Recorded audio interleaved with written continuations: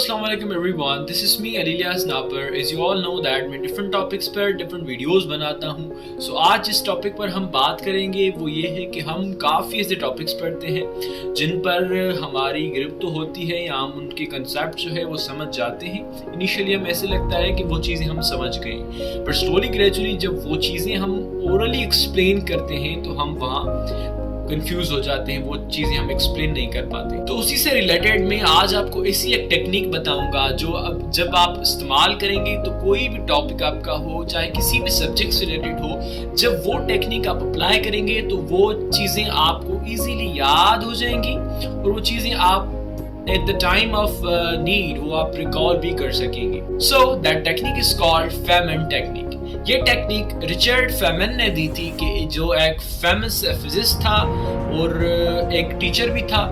उनका ये फेमस है कि उसे बेस्ट एक्सप्लेनर भी कहा जाता है क्योंकि वो चीज़ों को इतनी आसानी से एक्सप्लेन करता था कि या कोई भी आपके फिजिक्स के प्रॉब्लम होते थे उनको ऐसे इजीली एक्सप्लेन करता था कि आपके जो 5th क्लास के बच्चे हैं वो भी किसी ने इजी डिफिकल्ट टॉपिक्स को इजीली समझ जाते थे। यही टेक्निक रिचर्ड फेमन ने दी थी जो फेमन नाम के टेक्निक से जानी जाती है।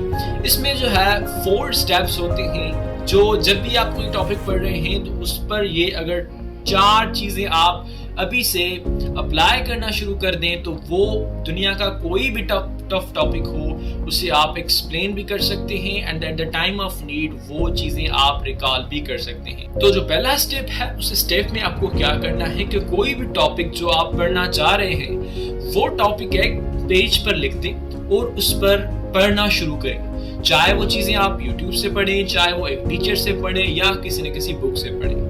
अब सेकंड स्टेप में आपने क्या करना है कि आपने एक ब्लैंक पेज लेना है और उस ब्लैंक पेज पे आपने जो भी टॉपिक के रिलेटेड चीजें पढ़ी वो आपने लिखनी भी है और लिखने के साथ साथ वो बोलनी भी है आपने।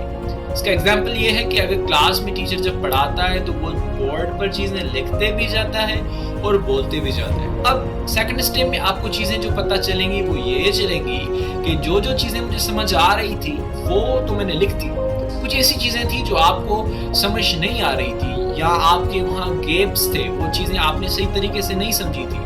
तो अब थर्ड स्टेप में क्या करेंगे कि उन सारी चीजों को आप फिर जाकर उस टॉपिक को पढ़ेंगे। सेकंड स्टेप में आपने वो सारी चीजें जोट डाउन की और जहां जहां आपकी वीकनेस आ रही थी, जहां आप समझ रहे थे कि ये मैं एक्सप्रेस भी नहीं कर पा रहा और लिख भी नहीं पा रहा, तो दोबारा वही चीजें जाकर टॉपिक से पढ़नी है। अब आपको वो चीजें तब तक पढ़नी है जब तक आपको वो सारी चीजें समझ नहीं आ जाती। अब फोर्थ स्टेप में आपने क्या करना है कि आपने जो भी थर्ड स्टेप्स में जो भी आपकी कंफ्यूजन्स थी वो आपने क्लियर कर दी। अब आप फोर्थ स्टेप में क्या करेंगे, जो चीजें आपने थर्ड स्टेप में क्लियर की और पहले जो आपने पहले ही क्लियर थी वो आप एक पेज पर लिखना शुरू करेंगे। अब आप क्या करेंगे, आपने वही चीजें बहुत सिंपल लैंग्वेज में लिखनी है।